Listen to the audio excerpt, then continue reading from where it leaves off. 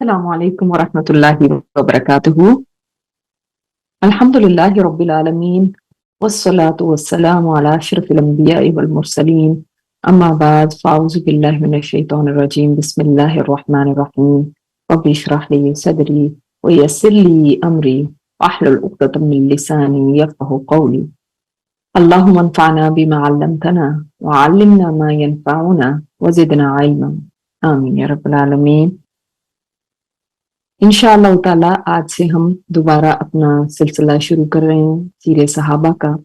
ابھی تک ہم نے 4 جو خلفائے راشدین ہیں ان کی سیرت کو پڑھا ہے، اور ہم سب سے پہلے 10 مبشرہ کو مکمل کریں گے، جن میں آج جن صحابی رسول کو ہم پڑھیں گے وہ ہیں ابو عبیدہ بن الجراح رضی اللہ تعالی عنہ۔ دوسرے صحابہ میں سے ان کو ایک ممتاز حیثیت حاصل ہے، کس حوالے سے انشاءاللہ وہ آج دیکھیں گے، اور ان کو میں نے کیوں چوز کیا پہلے بیان کرنے کے لیے، وہ بھی آپ آج انشاءاللہ تعالیٰ دیکھیں گے۔ 10 مبشرہ میں اور بھی صحابہ کرام ہیں، لیکن ان کی جو ایک حیثیت ہے وہ بڑی یونیک سی ہے۔ سبھی سمجھ لیں ایک گلدستہ ہیں، اس کے پھول ہیں، لیکن ہر ایک میں کچھ نہ کچھ چیز ہے جو ان کو ممتاز کرتی ہے۔ تو ابو عبیدہ بن الجراح، اصل میں تو یہ ان کی کنیت تھی، ان کا جو اصل نام ہے وہ ہے عامر۔ عامر نام، ابو عبیدہ کنیت، ان کا لقب ہے امین الامہ۔ امین الامہ یعنی اس امت کا امین۔ ویسے ان کا سلسلہ نسب یہ ہے عامر بن عبداللہ بن الجراح ابن ہلال بن احیب، اور پیچھے سے جا کے فہر کے ساتھ ملتا ہے۔ آپ کو پتا ہے فہر قریش فہر ہی ہیں، تو فہر کے جو 2 بیٹے تھے ان میں ایک غالب اور ایک حارث، اور نبی علیہ الصلوۃ والسلام غالب کی پشت میں سے تھے، ان کے نسب میں سے تھے، اور ابو عبیدہ جو تھے وہ حارث کے۔ تو اس طرح جا کے ان کا سلسلہ نسب جو ہے وہ فہر پہ جا کے نبی علیہ الصلوۃ والسلام سے مل جاتا ہے۔ اب ان کا نام ویسے تو عامر بن عبداللہ ہونا چاہیے بن جراح، لیکن ہم کہتے ہیں ابو عبیدہ بن جراح۔ کیا وجہ ہے کہ ان کی نسبت ان کے باپ کی بجا دادا کی طرف کی جاتی ہے؟ تو اس میں عربوں میں یہ ویسے کوئی زیادہ انیوژول بات نہیں تھی۔ بعض دفعہ دادا کی طرف اس لیے نسبت کی جاتی تھی کہ دادا کو زیادہ شہرت حاصل ہوتی تھی، کسی وجہ سے کوئی ان کا کوئی کارنامہ ایسا ہوتا تھا، یا باپ کی کوئی ایسی بات ہوتی تھی جس کی وجہ سے وہ زیادہ لوگوں کے اندر مشہور نہیں، یا لوگوں میں زیادہ اچھے نہیں سمجھے جاتے تھے، تو اس وجہ سے، یا بہت کلوز کوئی ہوتا تھا اپنے دادا سے تو پھر بھی دادا کا نام آتا تھا۔ لیکن یہ بس سمجھ لیں کہ جراح جو ہے ان کے والد کا نام نہیں ہے، یہ ان کے دادا کا نام ہے۔ یہ ان خوش نصیبوں میں سے ہیں جن کو شروع میں ہی اسلام لانے کی سعادت نصیب ہوئی۔ ابو بکر صدیق رضی اللہ تعالیٰ عنہ کی تبلیغ اور دعوت سے یہ اسلام لائے تھے۔ اور یعنی ایک طرح سے آپ سوچیں، یہ بعض جگہ پہ آتا ہے کہ یہ ابو بکر صدیق رضی اللہ تعالیٰ عنہ کے اسلام لانے کے اگلے ہی دن یہ اسلام لے آئے تھے، تو اس سے بھی آپ کو اندازہ ہوا کہ یہ شروع کے مسلمانوں میں سے ہیں۔ اور ان کے بارے میں یہ پتہ چلتا ہے کہ ان کے والد جو تھے وہ تو کفر کی حالت میں ہی ان کی وفات ہوئی، اور یہ ہم آج دیکھیں گے بھی کہ کیسے ہوئی۔ ان کی ماں جو تھی وہ بھی فہر خاندان سے ہی تعلق رکھتی تھی، اور یہی لکھا گیا ہے کتابوں میں کہ وہ اسلام لائیں تھی، اور ان کے ایک بھائی تھے یزید، وہ بھی اسلام لائے تھے۔ یہ وہ یزید نہیں ہے جن کو آپ مشہور جن کے بارے میں سنتی ہیں، یہ ان کے بھائی تھے جن کا زیادہ کچھ تذکرہ ملتا نہیں ہے، کچھ حالات ان کے ہمارے سامنے نہیں آئے۔ ان کے بارے میں آتا ہے کہ یہ خوش شکل تھے، ہنس مکھ تھے، ان کا قد لمبا تھا، تیکھے خد و خال تھے، اور جو آپ سے ملتا تھا اس کی طبیعت خوش ہو جاتی تھی. بہت عاجز مزاج تھے، شرمیلے بھی تھے. لیکن جس وقت کوئی لڑنے کا، جنگ کا معاملہ آ جاتا تھا تو اتنے چاقو چوبند ہوتے تھے جیسے کوئی شیر ہو. ان کے بارے میں یہ بھی پتا چلتا ہے کہ بہت ماہر تیر انداز تھے. یعنی 6 سال کی عمر میں ہی انہوں نے تیر اندازی سیکھ لی تھی، اور جب 12 سال کے ہوئے تھے تو بہت ماہر ہو گئے تھے. یہ پیروں کے نشانوں سے پہچان لیتے تھے کہ کون یہاں سے گزرا ہے، جیسے ہوتے تھے نا پہلے زمانے کے اندر جو نشانوں سے پہچانتے تھے. تو اسی طرح یہ کھوجی جن کو کہہ سکتے ہیں، تو بہت اس میں مہارت تھی. کوئی فوج کہیں سے گزری ہو تو بتا دیتے تھے کہ کتنے لوگ تھے اس کے اندر اور کتنی سواریاں تھیں اس میں. نشانے بازی کے انتہائی ماہر تھے. اپنی سواری کے اوپر سوار ہو کے بھی نشانہ لگاتے تھے چیز کے اوپر تو اس کو 2 ٹکڑے کرتے تھے. بھاری بھرکم وزن اٹھا لیتے تھے. بازو انتہائی مضبوط تھے. ان کے خاندان میں بھی تیر اندازی کا بڑی مہارت تھی. اچھا یہ ہے کہ یہ جنگ کے جنگی حربے میں بھی اور جنگ کرنے میں بھی بڑے ماہر تھے، حالانکہ انہوں نے کبھی کوئی جنگوں میں ایسے کوئی حصہ نہیں لیا تھا. تو جب یہ اسلام لائے تھے تو یہ ایک ٹین ایجر تھی، 18-19 ان کی عمر تھی. اور نبی علیہ الصلوۃ والسلام کے پاس ان کو لایا گیا تھا تو یہ اسلام لائے تھے. ان کی مکی زندگی کے بارے میں ہمیں بہت کچھ نہیں پتا چلتا. ہمیں بس یہ پتا چلتا ہے کہ ان کا باپ ان کو اتنا مارتا تھا کہ ایسے لگتا تھا کہ جیسے اب مر جائیں گے. بہت انتہائی تکلیفیں دیتا تھا، شاید اسی لیے وہ ایک گوشہ نشینی میں چلے گئے تھے. اور 2 دفعہ بعض جگہ پہ آتا ہے ہجرت کر کے حبشہ گئے، بعض جگہ پہ آتا ہے کہ نہیں صرف دوسری ہجرت حبشہ میں گئے تھے.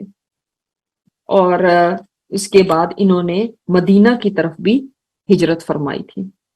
مدینہ میں جب آپ صلی اللہ علیہ وسلم نے بھائی چارہ کروایا تھا تو حضرت سعد بن معاذ وہ ان کے بھائی بنے تھے. یہ حافظ قرآن بھی تھے، جیسے جیسے قرآن اترتا تھا ویسے ویسے یہ اس کو یاد کر لیتے تھے. ہمیں یہ بھی پتا چلتا ہے کہ یہ آپ صلی اللہ علیہ وسلم کو بہت پیارے تھے. ایک جگہ پہ آتا ہے کہ کسی نے عائشہ رضی اللہ تعالیٰ عنہا سے جب پوچھا کہ آپ صلی اللہ علیہ وسلم کو سب سے زیادہ محبوب کون تھا تو فرماتی ہیں ابو بکر صدیق. پھر پوچھا گیا ان کے بعد فرماتی ہیں عمر. پھر پوچھا گیا ان کے بعد فرماتی ہیں ابو عبیدہ. اس سے بھی آپ کو یہ پتا چلا ہوگا کہ یہ کتنے زیادہ آپ صلی اللہ علیہ وسلم کے قریب بھی تھے اور آپ صلی اللہ علیہ وسلم کو پیارے بھی تھے. ظاہر ہے ہر ایک کی کوئی خصوصیات ہوں گی جس کی وجہ سے ہی کسی سے پیار ہوتا ہے. ان کے خاندان کے بارے میں ہمیں زیادہ نہیں پتا چلتا کہ کچھ کہ ان خاندان میں کون کون تھا. صرف یہ پتا چلتا ہے کہ ان کی ایک بیوی تھی یا 2 تھی بس، اور 2 بیٹے تھے. اس سے زیادہ نہیں پتا چلتا.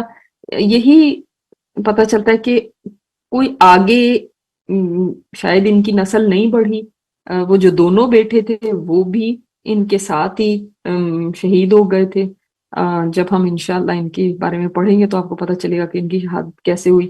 اور بعض جگہ پہ آتا ہے کہ نہیں ایک بیٹے سے آگے اولاد ہوئی تھی، اور آج بھی ادھر موروکو کی طرف فہری خاندان موجود ہے. یہ بڑے ہنس مکھ شخصیت رکھتے تھے. ان کے بارے میں عبداللہ بن عمر فرماتے ہیں کہ قریش میں 3 لوگ ایسے ہیں جن کے چہرے تمام لوگوں سے بڑھ کے زیادہ حسین، جن کا اخلاق سب سے عمدہ، جن میں حیا سب سے زیادہ. اگر وہ بات کرتے تھے تو قطعاً جھوٹ نہیں بولتے تھے. اگر ان سے کوئی بات کرتا تھا تو اس کو جھٹلاتے نہیں تھے. اور وہ 3 ہیں کون؟ صدیق اکبر، عثمان بن عفان اور ابو عبیدہ بن جراح. یہ نہیں کہ باقی لوگ اللہ معاف کرے کوئی جھوٹ بولتے تھے، مگر یہ ہے کہ کسی میں کوئی ایسی صفت ہوتی نا جو اس کی کمال کو پہنچی ہوتی ہے، جو اس کو ممتاز کرتی ہے. جیسے حضرت عثمان کے بارے میں حیا کی بات آتی ہے، حضرت ابوبکر صدیق رضی اللہ تعالیٰ عنہ کے بارے میں آتی ہے، بہت اللہ کے آگے رونے والے گڑانے والے تھے نا. اور اسی طرح ان کے بارے میں یہ آتا ہے. تو اب جیسے کہ میں نے آپ کو بتایا کہ مکہ میں تو انہوں نے اپنی جو زندگی گزاری بہت تکلیفوں میں گزاری، بہت مصائب، لیکن ثابت قدم رہے. اور پھر مدینہ ہجرت کی، اور پھر وہاں پر ہمیں جو پتہ چلتا ہے کہ یہ تمام غزوات میں آپ صلی اللہ علیہ وسلم کے ساتھ تھے، تمام غزوات میں. اور خاص الخاص ہمیں جب ہم پڑھتے ہیں غزوہ بدر کے بارے میں، تو اس میں ایک ایسا واقعہ ہوا جو کہ ان کو یعنی اور بھی زیادہ سگنیفیکنٹ ہے اس لحاظ سے کہ جو وہاں پہ ہوا یہ کہ غزوہ بدر میں ابو عبیدہ بن جراح یہ بے خوف و خطر دشمنوں کی صفوں میں گھس گئے تھے، بہت جرت مند تھے، بپھرے ہوئے چکر لگا رہے تھے میدان میں، ان کو موت کا کوئی ڈر نہیں تھا. اور جو ہی یہ کوئی ان کے ساتھ کسی کے ساتھ منڈبھیر ہوتی تو جیداری کے ساتھ لڑتے تھے.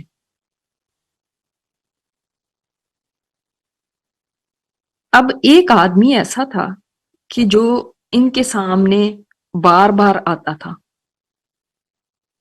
اور یہ اس سے کنی کتراتے تھے، ایک طرف ہو جاتے تھے، بار بار اکڑ کے سامنے کھڑا ہوتا تھا، لیکن یہ پھر پہلو تہی کر لیتے تھے، یعنی اس کا مقابلہ کرنے سے بچ رہے تھے، لیکن وہ بازی نہیں آ رہا تھا، بار بار سامنے آتا تھا. اب آپ نے کوئی کسر نہیں چھوڑی اس کو اوائڈ کرنے میں، لیکن آخر ایک مرحلہ ایسا آیا کہ تمام راستے بند ہو گئے، حتیٰ کہ وہ اور آپ سامنے سامنے آ گئے. لیکن جب آپ نے دیکھا کہ اب کوئی چارہ باقی نہیں رہ گیا اور اب لڑنا ہی ہے، تو اس کے سر پر تلوار کا وار کیا اور وہ ڈھیر ہو گیا. آپ سوچ سکتے ہیں کہ یہ کون تھا؟ یہ ابو عبیدہ بن جراح کا باپ. اب انسان سن کے حیران رہ جاتا ہے، اور عربوں کے اندر تو باپ اور بیٹا، اور آج تک بھی باپ اور بیٹے کا جو ایک تعلق ہے وہ کتنا یعنی قریبی تعلق ہے. یہ آپ کی صداقت کا ایک بہت بڑا ثبوت ہے. اللہ تعالیٰ کو آپ کی یہ بات اتنی پسند آئی کہ آپ کی شان میں سورہ مجادلہ آیت نمبر 22 اتری ہے ابن کثیر میں، یا آپ دوسری تفاسیر میں دیکھ بھی سکتے ہیں. اس کا جو ترجمہ بھی اور اس کے جو تفسیر ہے اس میں بھی ابو عبیدہ بن جراح کا ذکر آیا. اللہ تعالیٰ نے فرمایا لا تجد قوما یؤمنون باللہ والیوم الآخر یوادون من حاد اللہ ورسولہ ولو كانوا آباءهم أو أبناءهم أو إخوانهم أو عشيرتهم أولئك كتب في قلوبهم الإيمان. تم کبھی نہیں پاؤ گے کہ جو لوگ اللہ اور آخرت پر ایمان رکھتے ہیں وہ ان لوگوں سے محبت کرتے ہیں جنہوں نے اللہ اور اس کے رسول کی مخالفت کی، چاہے وہ ان کے باپ ہوں، چاہے وہ ان کے بیٹے ہوں، چاہے وہ ان کے بھائی ہوں یا ان کے اہل خاندان. یہ وہ لوگ ہیں جن کے دلوں میں اللہ نے ایمان کو ثبت کر دیا، وَأَيَّدَهُمْ بِرُوحٍ مِّنْهُ، اور اپنی طرف سے ایک روح عطا کر کے ان کو قوت بخشی. اور اللہ تعالیٰ نے یہاں تک نہیں فرمایا، پھر آگے بھی فرمایا يُدْخِلُهُمْ جَنَّاتٍ تَجْرِي مِن تَحْتِهَا الْأَنْهَارُ خَالِدِينَ فِيهَا. اللہ تعالیٰ ان کو داخل کرے گا جنتوں میں جس کے نیچے نہریں بہتی ہوں گی، ہمیشہ رہیں گے وہاں. اور یہاں تک بھی نہیں اللہ تعالیٰ نے بس کی، رضی اللہ عنہم ورضوا عنہ، اللہ ان سے راضی ہو گیا اور وہ اللہ سے راضی ہو گئے. پھر یہاں تک بھی نہیں، اولئک حزب اللہ، یہی لوگ ہیں جو اللہ کا گروہ، اللہ کی فوج ہے. الا ان حزب اللہ هم المفلحون، جان لو کہ اللہ کا گروہ فلاح پانے والا ہے. یہ کتنا بڑا ایک کارنامہ تھا ان کا، جو کہ انسان کبھی سوچ ہی نہیں سکتا کہ ایسا بھی کبھی کوئی کر سکتا ہے. اسی طرح آپ جنگ احد میں دیکھیں تو احد میں بھی انہوں نے ایک بڑا ہی خوبصورت کام کیا ہے، جس کی وجہ سے بھی میں آج آپ کے سامنے ان کا ذکر رکھ رہی ہوں، کیونکہ وہ بہت ہی پیاری بات ہے۔ ان کی محبت آپ صلی اللہ علیہ وسلم کے لیے اس جنگ میں نظر آتی ہے۔ غزوہ احد میں آپ کو پتہ ہے مسلمانوں کو وقتی طور پہ ایک شکست کا سامنا کرنا پڑا تھا، اور جب خالد بن ولید واپس اپنی ساتھیوں کو لے کر مڑے تھے، اور اس وقت جب اچانک حملہ ہوا تو بھگدڑ مچ گئی تھی، اور نبی علیہ الصلوۃ والسلام صرف چند صحابہ کے ساتھ، کہا جاتا ہے 10 جان نثار تھے، 7 انصار تھے اور 3 مہاجرین۔ ان کے ساتھ آپ صلی اللہ علیہ وسلم نے جا کے احد کے پہاڑ میں پناہ لی تھی، اور دشمن نے آپ کی آواز سن لی تھی، اور جب آپ نے مسلمانوں کو آواز دی، مسلمانوں کو تو نہیں پتا چلا، لیکن دشمن تیزی سے آپ کی طرف بڑھے اور پھر آپ کے اوپر تابڑ توڑ حملے کرنے لگے۔ یہ وہ 10 صحابہ تھے جن میں انصار جو 7 تھے وہ تو ایک ایک کر کے شہید ہوتے چلے گئے، اور ان صحابہ نے اپنے سینوں کے اوپر تیر کھائے اور انہوں نے آپ صلی اللہ علیہ وسلم کو ڈیفینڈ کیا۔ اس وقت ہے جو ابو عبیدہ بن جراح جو ہیں، انہوں نے وہ خوبصورت کام کیا کہ جب یہ لڑائی کا زور ختم ہوا تو دیکھا کہ آپ صلی اللہ علیہ وسلم کی طرف وہ لوگ ظاہر ہے تیر بھی برسا رہے تھے اور کس طرح سے بھی حملے کرنے کی کوشش کر رہے تھے۔ سعد بن ابی وقاص کے جو بھائی تھے عتبہ بن ابی وقاص، اس نے آپ صلی اللہ علیہ وسلم پر تیر مارا تھا، جس سے آپ صلی اللہ علیہ وسلم کا دندان مبارک شہید ہو گیا تھا۔ عبداللہ بن شہاب نے آپ کو پیشانی پہ ماری تھی تلوار۔ عبداللہ بن قمیہ جو سب سے بدبخت تھا، اس نے قسم کھائی تھی کہ آپ کو قتل کر دے گا، تو اس نے آپ کے چہرے پر تلوار کی ضرب لگائی، مگر اس سے آپ کا چہرہ تو بچ گیا، لیکن جو خود تھی نا ہیلمٹ میں کڑیاں ہوتی تھی، چین جیسے سمجھ لیں، تو وہ چین ٹوٹ کے آپ صلی اللہ علیہ وسلم کے رخسار مبارک میں اس کے 2 حلقے پیوست ہو گئے، تو اب وہ سمجھ لیں اندر چلے گئے ہیں، اور آپ کی یہ حالت دیکھ کر ابو بکر صدیق رضی اللہ تعالیٰ عنہ تیزی سے آگے بڑھے کہ آپ کے رخسار مبارک میں سے یہ دھسے ہوئے خود کے حلقے نکال لیں۔ اتنے میں ابو عبیدہ بن جراح بھی آگے بڑھے، عرض کی خدا را اس خدمت کا مجھے موقع دے۔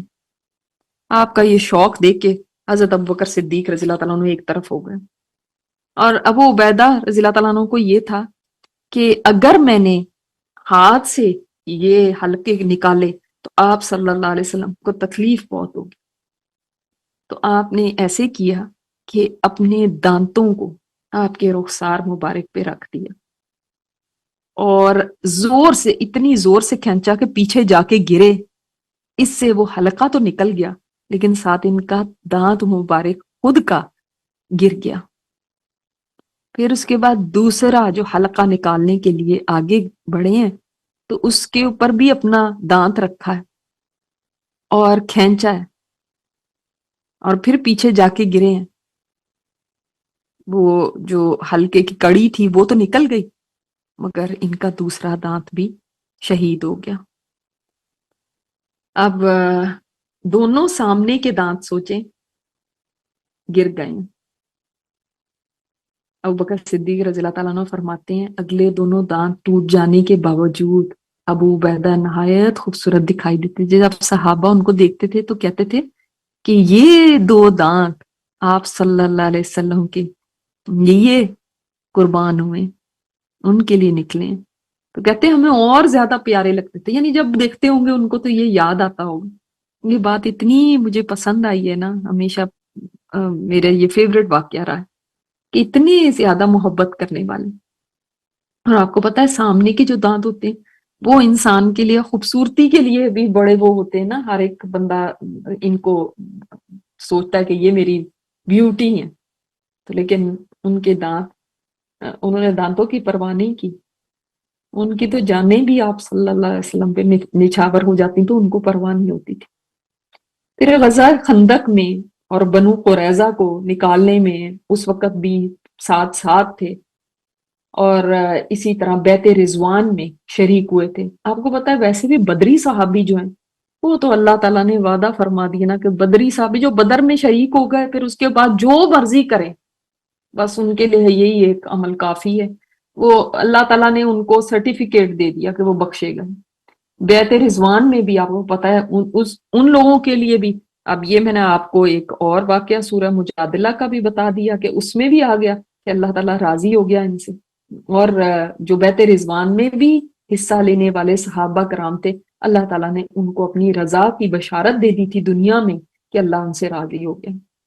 مقام حدیبیہ پہ جب آپ صلی اللہ علیہ وسلم عمرہ کرنے گئے تھے اور حدیبیہ پہ روک دیے گئے تھے، تو قریش مکہ سے جو عہد نامہ طے پایا تھا، اس پر بھی ان کی شہادت تھی. انہوں نے شہادت دی تھی ابو عبیدہ بن جراح نے. 7 ہجری میں جب خیبر کی فتح کشی میں آپ صلی اللہ علیہ وسلم نکلے تھے، تو پھر اس وقت بھی یہ ساتھ تھے. اچھا، اسی طرح ہمیں پتہ چلتا ہے کہ فتح مکہ والے دن جب آپ صلی اللہ علیہ وسلم مکہ میں انٹر ہو رہے تھے، تو آپ نے 3 گروپس بنا دیے تھے. 3 گروپس بنا دی تھے، اور وہ 3 گروپس تینوں طرف سے انٹر ہوئے تھے مکہ میں، اور آپ صلی اللہ علیہ وسلم مڈل میں تھے، اور آپ کے سامنے ابو عبیدہ بن جراح تھے، آگے آگے آپ کے، اور یہ جھنڈا تھامے ہوئے تھے، آگے آگے چل رہے تھے. تو اس طرح یہ انٹر ہوئے، اور اس کے بعد انہوں نے نبی علیہ الصلوۃ والسلام کا خیمہ نصب کیا تھا. ان کے ایک واقعہ آتا ہے، آپ صلی اللہ علیہ وسلم نے ان کو سریہ الخبط میں بھیجا تھا. خبط یعنی سوکھے پتوں کا سریہ. ان کو کمانڈر بنایا تھا، اور اس قدر ان دنوں تنگ دن تھے مسلمانوں کے لیے کہ آپ صلی اللہ علیہ وسلم نے ان کو صرف ایک بیگ دیا تھا کھجور کا، اور وہی کھجوروں اسی میں سے یہ کھجوریں ڈسٹریبیوٹ کرتے تھے اپنے لشکر میں، اور ایک ایک کھجور ایک ایک بندے کے حصے میں آتی تھی. حضرت جابر فرماتے ہیں کہ ہم وہ کھجور لیتے تھے اور اس کے بعد اس کی گٹھلی کو چوس لیتے تھے اور پھر پانی پی لیتے تھے. اور کسی نے ان سے پوچھا کہ آپ کیسے اس سے گزارا کرتے تھے؟ تو فرماتے ہیں اس کی قدر تو اس وقت پھر آئی جب وہ ایک کھجور بھی نہیں رہ گئی تھی. یعنی کھجور کھا لی، آپ سوچیں کہ ہم تو ایک کھجور سے صرف روزہ کھولتے ہیں، اور وہ ایک کھجور ان کا پورا دن کا میل ہوتا تھا. اتنے مشکل حالات تھے. تو کہتے ہیں کہ پھر پتے جھاڑ لیتے تھے درختوں سے، اور ان کو پانی میں ابال کے پھر وہ کھا لیتے تھے. اللہ اکبر. ابھی یہ لڑنے کے لیے جا رہے ہیں یا کوئی کسی جگہ حالات کو چیک کرنے کے لیے جا رہے ہیں، تو اتنی صحابہ کی حالت مشکل ہو گئی تھی، بھوک سے اتنی حالت خراب ہو گئی تھی کہ پھر مدینہ کی طرف جب آ رہے تھے تو یمبو کے مقام پہ جب پہنچے ہیں سمندر کے کنارے، تو وہاں پہ ان کو ایک بہت بڑی مچھلی ملی جو بیچ پہ پڑی ہوئی تھی، ساحل سمندر پہ پڑی ہوئی تھی. اس مچھلی کو کہتے ہیں عنبر، عین بارا. بہت بڑی مچھلی. اس سے آپ اندازہ لگائیے کہ اس مچھلی کے صرف آنکھ کے ڈیلے میں 13 صحابہ بیٹھ گئے تھے، اتنی بڑی تھی. اب صحابہ کرام کو یہ ہوا کہ ہم کیا یہ کھا سکتے ہیں کہ نہیں، کیونکہ یہ تو مردار ہے. اس وقت ابھی اس کا سمندر کی مردار کا نہیں پتا تھا، تو اب اس کا کیا کریں. تو ابو عبیدہ بن جراح نے اس وقت اجتہاد کیا تھا کہ ہم مجبور ہیں اور اللہ کے راستے میں، لہٰذا یہ ہمارے لیے حلال ہے. تو پھر صحابہ نے اس سے کھایا تھا، اور کہتے ہیں کہ اتنی وہ بڑی تھی کہ اس کے آنکھ کے جو ڈیلا ہے اس کے اندر سے برتن بھر بھر کے آئل نکالتے تھے، اور اس کی ایک پسلی انہوں نے زمین کے اوپر کھڑی کی تو اس کے نیچے سے ایک سوار اونٹ کے اوپر بیٹھ کے ایک سوار گزر جاتا تھا اور اس کا سر نہیں ٹچ ہوتا تھا. اب یہ لوگ اس کو کھاتے رہے کافی دنوں تک. تو بعض جگہ آتا ہے کہ 10 دن تک اس کو کھاتے رہے، بعض جگہ آتا ہے 18 دن تک کھاتے رہے، اور پھر اس کا گوشت کچھ سکھا کر اور مدینہ آئے تو آپ صلی اللہ علیہ وسلم کی خدمت میں پیش کیا۔ آپ نے فرمایا یہ تو اللہ کا دیا ہوا رزق ہے اور مجھے بھی دو اس میں سے۔ تو یعنی پتہ چلا کہ سمندر کا مردار بھی حلال ہے۔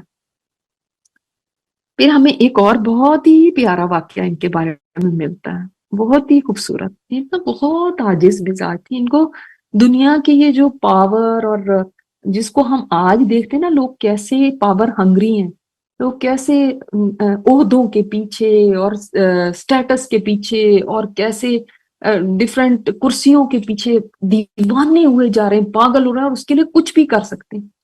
ان کا حال کیا تھا؟ ابن اسحاق میں یہ واقعہ موجود ہے کہ آپ صلی اللہ علیہ وسلم نے عمر بن العاص کو بھیجا ایک سرایہ میں، ٹھیک ہے؟ تو عمر بن العاص جو تھے، آپ کو پتہ ہے یہ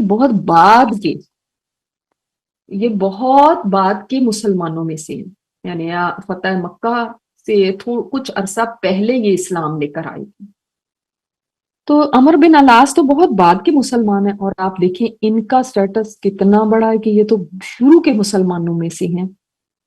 تو عمر بن العاص نے جہاں پہ بھیجا گیا تھا ان کو، وہاں سے مزید انہوں نے پیچھے سے فوج کے بھیجنے کا، کمک بھیجنے کا انہوں نے پیغام بھیجا کہ مجھے اور سپورٹ چاہیے۔ تو آپ صلی اللہ علیہ وسلم نے ایک اور دستہ بھیج دیا پیچھے ہی، اور وہ ایک دستہ کیسا تھا کہ اس کے اندر بڑے بڑے صحابہ بھی تھے،